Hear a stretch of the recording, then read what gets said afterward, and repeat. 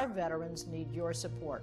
Foxfield Farm for a Recovery Mission is a not-for-profit organization that has been established to provide an equestrian groundwork training program for U.S. veterans with PTSD and related issues incurred through military service.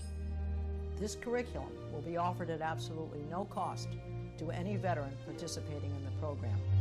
This foundation will also incorporate the repurposing of rescue horses and locating new, responsible owners. The synergy of the work invested by the veterans to aid the recovery of these horses is equitably therapeutic. Please go to our website to be a supporter, www.foxfieldrecoverymission.org. Thank you.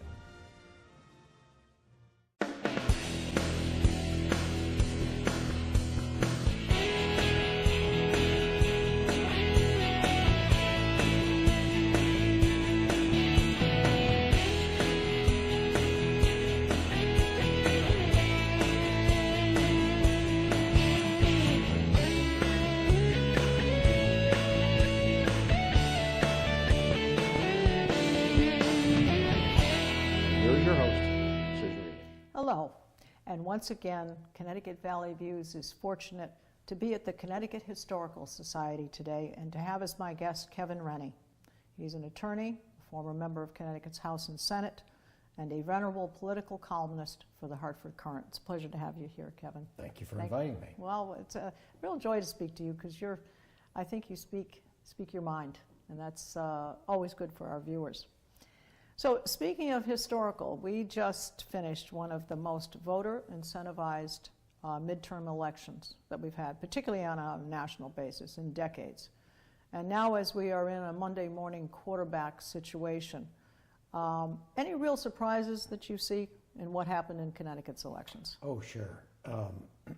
It was a Democratic sweep, and uniformly the candidates running the Republicans running statewide for state offices, each lost by about over 100,000 votes. I think that was true for the constitutional officers as well. The Republicans had very high hopes for this election year because there is a great deal of discontent with Connecticut's affairs. State government has been a disappointment to a lot of people, and there was just a feeling that this was the time. And as absentee ballots began pouring into town clerk's offices around the state, Republicans began to realize. I look at that as early voting. Well, it's early voting. Well, sure. I mean, it's not the wide open right. early voting. We don't call it that. States. We can't do it, but yes. The numbers were way up. Yes. And this is generally speaking. Yes. When there's a much higher turnout in Connecticut, the numbers simply say those are Democrats because there are so many more registered Democrats than Republicans in Connecticut. So if you're having a large turnout, that's going to be Democrats. Sure. And what about newly registered people? Do you think there was a surge in that too? I think there was. Yeah, I mean, that was what registrars were finding. Right. And they always feel like there's something of a surge because there's so much more activity in those compressed few weeks at the end than the rest of the year. So there were many more voters, and this is my feeling these certainly were angry voters. Yes, I was going to say, was it fear, was it anger? Yeah. Well, they're angry voters, and they're angry about Donald Trump. Yeah. Talk to any Republican candidate who stood at the polls on Election Day. Okay. And it was a cascade of voters, certainly people they were familiar with, saying to them, I usually vote for you, I can't vote for a Republican this year. And, I make no secret of this. I think Donald Trump is a loathsome demagogue, and I'm embarrassed for the Republican Party, and sometimes I'm just disgusted with the fact. Is it his style, his demeanor, what is it? For some reason he's filled with hate for much of his fellow man and woman.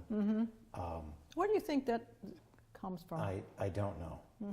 The competitive it's a world mystery. he's in? No, I don't think so, because I think there are plenty of competitive business people who are nothing like that. I think it would take someone with a fair amount of experience in psychiatry to deconstruct it. But he's just a nasty, horrible person, and he decided that... Has to deal with some pretty nasty, horrible people in the world, globally. Well, but he seems to like them more than he likes our allies. I mean, he certainly seems to be more respectful and enamored of Vladimir Putin than he is with Theresa May or Angela Merkel. Is that part of his art of the deal, though? You know, No, keep your friends close and your enemies closer? I think he's a thug at heart. I mean, how do you go to Helsinki and stand there in front of the world and say, I don't believe my own intelligence services, I believe this dictator who's standing here next to me. Yes. But yeah, there have been some unfortunate comments. I'm not a Boris and Natasha Republican. Yes. So I think I see it for what it is. Yes. And if others can't muster the backbone to criticize what's right there in front of them. So you can't swallow, even though some things are better, the military might be better off, our economy might be better off, the stock market's going up and so forth, it just can't be swallowed, his you can't style, let's put it that way. You can't pay the price of trouncing on your own democratic liberal values that have made the West and now much of the rest of the world much better places to live, because you're willing to trade for a seat on the Supreme Court. Right. Well, it does seem to be that because there wasn't full support from his own party, that brings up that aggressive nature in him. It's kind of like he's like that. You know, remember how he started his campaign, and then remember this week. Oh, you mean in the debates and so forth? Well, no, I mean that famous or... escalator ride coming down and basically saying immigrants are see, okay, disease-ridden criminals. I mean, that's if he feels like he's part of the brotherhood of man, it is almost never obvious. I guess you can't call him a hypocrite, because if that's his real feeling. I think you can. I think in many ways you can, because he's, you know, he doesn't tell the truth. He tells a lot of lies, and then he backtracks at least on the statements. Right. So he and also, you know, a place like Connecticut where we trade with the world. Yes. That is a big part of our economy. Yes. He's just as a practical matter, he's going to be terrible for Connecticut. So the Trump factor in Connecticut then resonated with the fact that the Republicans felt, I just can't vote that way. No, I think because Stefanski aligned himself with Trump. I think that it across the nation. Yes. In many places, but certainly in this part of the nation, it increased Democratic registration. And I think a lot of unaffiliated who might have been persuadable simply could not vote for a Republican in large measure because of Donald Trump. Just very briefly, I'd like to comment. I think Oz Griebel made a real effort being the independent. He personally certainly made an effort. Yeah, I think it was never clear that he had the troops that are required. A statewide campaign. Connecticut is a small state, and voters like to have contact with candidates, or at least people helping them. Yes. And it is a place where boots on the ground still matter. And it never seemed that Oz Griebel had many of those. Is it because he was an independent, or just because, the name recognition certainly is there with the business world? Yeah, that's small. That's a small. I'm not sure what the extent of his impact was with the Metro Alliance, and he had been gone from there for a little while. Yes. So without some sort of groundswell, and without money, it's very hard. And I think I don't recall early in the year that there were all sorts of people saying what we really need is Oz Griebel to run as an independent. Yes. I think that the idea to run came from him. And, you know, there was... Would it have been better for him to try and run as a Republican, get Well, a primary? I mean, thought would that have so been for better? a while. I Okay. thought so for a while, but No, I mean, in the crowded race that we saw this year. Remember, Bob Stefanski won with 30% of the vote, yes, and he just made promises that were preposterous, and that even he had to back away from in the closing hours of the campaign. That you know, I mean, we all know what he was. The one thing that he was associated with, he was going to repeal the income tax. yes. And how are you going to do that? He was going to do it in 8 Right, years, right. but he was going to immediately repeal other taxes. And you know, as the campaign was ending, he announced, "Oh, no tax cuts for 2 years." Yeah. Well, that's not. Oh, That's yeah, not right, he right, got right. That's not how he got the Republican nomination. Right. He's backtracking last minute. But I think what the closing bell was you had your areas there where they were very close. They were very close. And I think there was hope on the Republican side that he might. Oh, they were. I but think then they you were, had Hartford and Bridgeport and New Haven all. on election night, I think they Yeah. were hopeful. Yes. The last Sacred Heart poll, having him 3 points up, 2.5 points up. Yep. Actually, yeah. I had Sacred Heart was their poll 1029 to 1031 showed unaffiliated voters consistently leaning. So you had your unaffiliated towards Stefanski, steady at 44% as compared to 23% for Lamont. But then net, you had those last final cities that were heavily Democratic, and that's what sealed the deal. Well, I not just that. If you look around Greater Hartford, for instance, and this is a phenomenon that was occurring across the nation, suburbs that have, I would say, white moderate Yes. voters, often moderate Republicans, simply did not come out for Republican candidates. So Glastonbury, for instance, which had a Republican state representative, went for Ned Lamont and elected a Democratic state representative.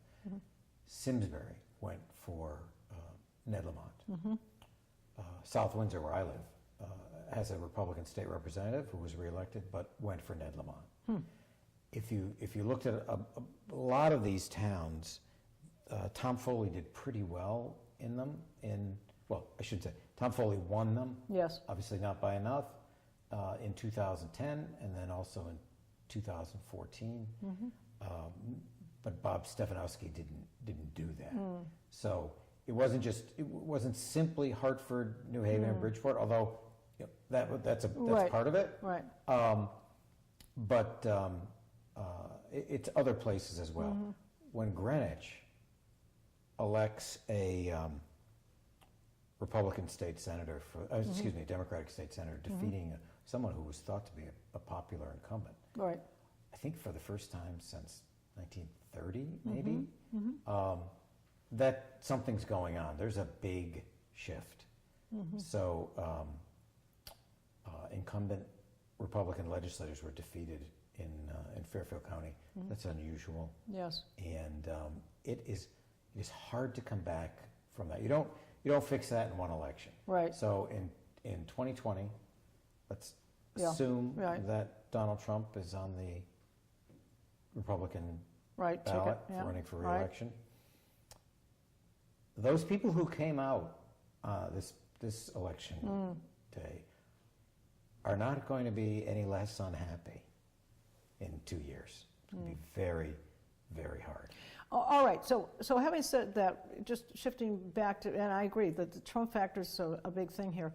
But in Connecticut, are there any lessons to be learned for, well, whomever, independents, Green Party, whatever, Republican? Is there anything to be learned about what happened here when there was such a high feeling that maybe this is the year we will have a Republican governor? What if you were running? What would one have to do? Here's as the political system works in Connecticut. So the candidates for governor, 3 of them who were who made it to the primary, but many others who didn't make it to the primary, spent months and months and months wooing potential delegates and people who were going to be delegates, people they thought might be delegates, town committees. And so they spend their time with a very narrow lane of Connecticut voters. Bob Stefanski skipped that, and with his fortune, advertised largely on Fox News, and introduced himself to Connecticut as Connecticut Republicans as someone who was going to eliminate the income tax. Right. Yeah, he was on with Cavuto, actually. I did see him. Which I thought was like, oh, wow. Well, I mean, Connecticut hardly ever gets recognized. He paid the economist Arthur Laffer $75,000 to draft his plan and then come to Connecticut to explain it. So that was early December of last year. The plan made no sense, and he could never explain how it is if you got rid of every major tax. So you've got rid of the corporate tax, got rid of the gift tax, inheritance tax, and then the income tax. How would the state of Connecticut raise money? You're not going to do it through a 6.35 sales tax. Certainly we might save something if we didn't spend so much. Well, and we get the union factor. You can address spending, but he never did. I agree with you. All he said was, there's no $20 billion organization that you can't find 5 or 10% out of, which government is different. We start with a huge amount that is already committed. For instance, our bonded indebtedness, we have to pay that. Yes. And it gets larger and larger as your credit rating goes down. Yes. Our Medicaid obligations, we're not going to stop those. And the pensions and the contracts. And the health benefits. Those are locked in till 2027. And there's a no layoffs agreement that is for the first 2.5 years of the next governor's term. So just as a practical matter, you really need to be familiar with the budget if you're going to be a governor who says, I'm going to cut $500 million right off the bat. And he never did. Now Lamont didn't either, but he didn't say that that's what he would do. So nevertheless, in that crowded primary, there were two candidates. If you add Mark Boughton, he was another one who said he was going to phase out the That's income correct. tax. Yeah. And so together they got about 50% of the vote. Republican primary voters wanted to live in Fantasyland when they went to the polls in August. Well, there's this, what's the touch of magic? What will change things? I don't think there, and you've said that actually prior to our taping, you actually said this is going to be a challenging time. Oh, it's a very challenging time. But if it weren't so dire, it'd be kind of interesting. Well, that's why it's so important not to throw fantasies out there. Yes. Well, you got to face the music. Because and I think what has happened in Connecticut politics is really putting the truth out there has become, as politicians view it, as just too dangerous, too risky. Yes. And so nobody, I didn't follow every race, but for the most part, the $4.6 billion deficit that will confront the new governor and the new legislature really didn't get much detailed attention. And even in debates where it was raised. No, I agree. We've got a problem, but they didn't really talk about it specifically. It's huge. All right, well, let me just ask you a couple of things. They had some debates. Stefanski was there. Griebel was able to finally get in there. He was shut out there for a while. Do you think debates, do the robocalls, do the mailers? What works? Yeah, what works? Well, I think the debates are an obligation that a candidate must meet. And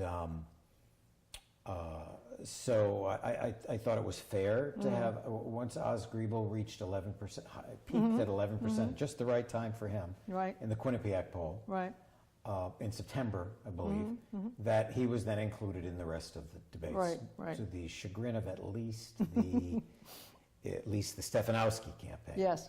And it was interesting because as the campaign wore on, at first the Stefanski people seemed to be more agitated by the presence of Griebel, but at the end, as Oz's numbers in the polling diminished.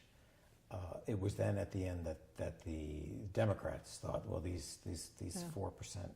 They were always talking these are Democrats. Yeah, and they were talking about there were some similarities between Lamont and Griebel that they agreed more so. Now, if you look back in history, I believe Griebel was originally a Democrat, then he changed to Republican, then obviously ran as an independent. He voted in his running mate in the was 2010 a Democrat. Republican gubernatorial primary. Right. And Monty Frank was a Democrat, so it was kind of coming together and so forth. Well, anyway, so... But, so the debates are first of all, they have an obligation. We had a lot of debates.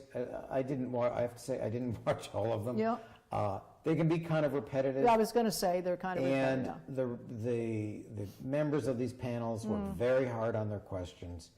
And then were they good questions? Do you think they were good? I think that, the questions were good, but you can't make them answer. I mean, you just... Not a lot of time. A debate, you're right. Each answer doesn't get that much time. Yes. But also... you got 20 seconds left, you can... Right. Also, yes. So there's no perfect set of rules for these encounters. Right. But it's considered bad form for a questioner to say, but you didn't answer my question. Right. Could you take 30 more seconds and answer the question? And by that time of the campaign, the candidates have usually had a lot of experience in dodging. This is true. Dodging questions that they don't want to answer directly. Yes. Does the voter notice that, though? I think voters are watching. He didn't answer that audiences for the debates are not, the televised debates are not that big. If you look at the ratings, they're not who comprises who watches? Who do you think it is? I mean, demographics-wise, I won't say age-wise, but is probably older voters. Okay, they've got the time to sit. And for instance, sometimes well-educated. I mean, could you say well-educated or? I mean, when you're really going to make up your mind, when Mr. and Mrs. Smith are going off to the poll, and they're, and let's just say they're independents, and they go, okay, well, which way are we going to go? This is where the debates do serve a purpose, a wider purpose, right? And that is that the news of the debates, as it's filtered through people like me and television stations with clips they decide to use. They reach a very wide audience the next day, that night or the next day, 11 o'clock news, the next morning. Yes. And so, in that sense, they reach a lot of people. Let me just ask you, I just want to ask you a personal thing. Do you get a lot of people contacting you about things? I mean, do you have a lot of people writing in, asking you questions, challenging you? I mean, what? Well, I'm very, very lucky that people tell me things. Yes. People who know things tell me things. Oh, and so that's interesting. On my website, on Daily Ructions, I've had a very gratifying run of breaking stories, big political stories. And last year I figured out first that Dan Malloy wasn't going to run again. Okay. I had the Aetna news that they would be leaving Hartford, which luckily they're not. But that was a tremendous It's exciting lesson. to break a story. Oh, it is. It's very exciting. It's very exciting. It is exciting. And the Aetna story, for instance, was especially Tell us something so we can break it on CTV. Well, I'd have to check my text. Okay. The Aetna story was interesting because other people, once I put it out there, people clearly knew it was true, but they didn't want to confirm it. Right. High-ranking public officials. Right. They just want to say, well, let's hope it's not true. Right. Later in the day, they were having to say, yes, I knew this, because you can't be the mayor of Hartford and say, oh, I didn't know one of our city's largest employers is getting ready to leave. Yes, exactly. Uninformed or ill-informed or, no, you can't take that stance. Well, that's interesting. You get breaking stories. We won't ask for your sources. This large body of unaffiliated voters, and it appears to be a growing body, Now, when they are looking towards, if they're going to be happy, depending on which way they went, are they going to continue to, let's say, stay involved with what goes on? What do you mean, keep voting? Well, I don't want to say keep voting. I mean, we've had these midterm things. And now are they going to be challenging the governor? We're going to mainly Democratic legislature and administration and so forth. So are they going to be, do you think they're going to call on them and say, Lamont, you promised this? Are people going to stay involved in this thing? Or are they going to be No, I don't think that many people now are actively involved in politics. Certainly, Democratic town committees have been energized since the election of Donald Trump. And Republicans are having a kind of a harder time getting the people who normally volunteer, get things done. Now, sometimes I think a lot of these races are fought on Facebook, the way that I agree with people pay so much. There's a tranche of people who it seems they're constantly on Facebook fighting with their neighbors. Right. Takes their time. And certainly social media, I'm sure someone will study this and come up with some numbers, but the amount of money spent on social media that's true. has been for political advertising has been growing. And I noticed on my, just at home, on my cable television, that I didn't see nearly as many local ads for local candidates as I used to see. So I think that's switching. And not so much robocalls either. There were a few towards the end. Yes, not so much robocalls. Not so much robocalls. Lots of mailers. I got more robocalls during the Republican primary. Yes, I agree. And a lot of mailers. Yes. A lot of mailers. I don't know if that's wasted because you've got a lot of slippage on that. People take them, throw them in the garbage, because they've already decided on their vote. But we've just got a little bit of time left here. I just wanted to mention this very quickly. National basis, the Trump factor, we feel it was not a good impact here in Connecticut. Sessions' resignation, there was just out of nowhere. Well, I think he was waiting. Order to, He was waiting until the election was over. Yeah. And because that would have probably energized more Democrats and unaffiliated voters. Right.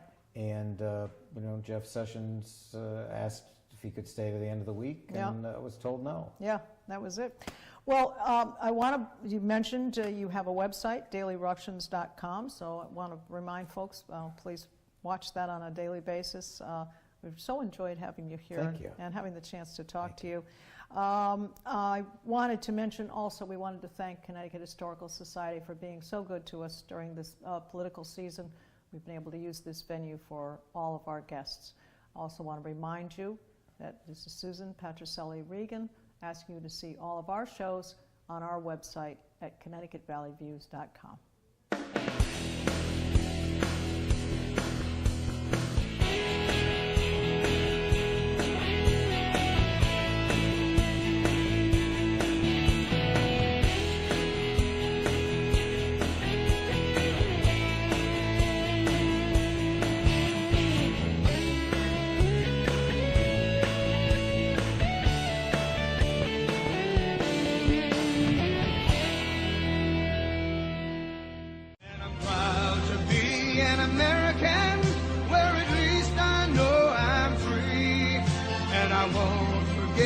The men who died, who gave that right to me, and I gladly stand up next to you and defend her still today.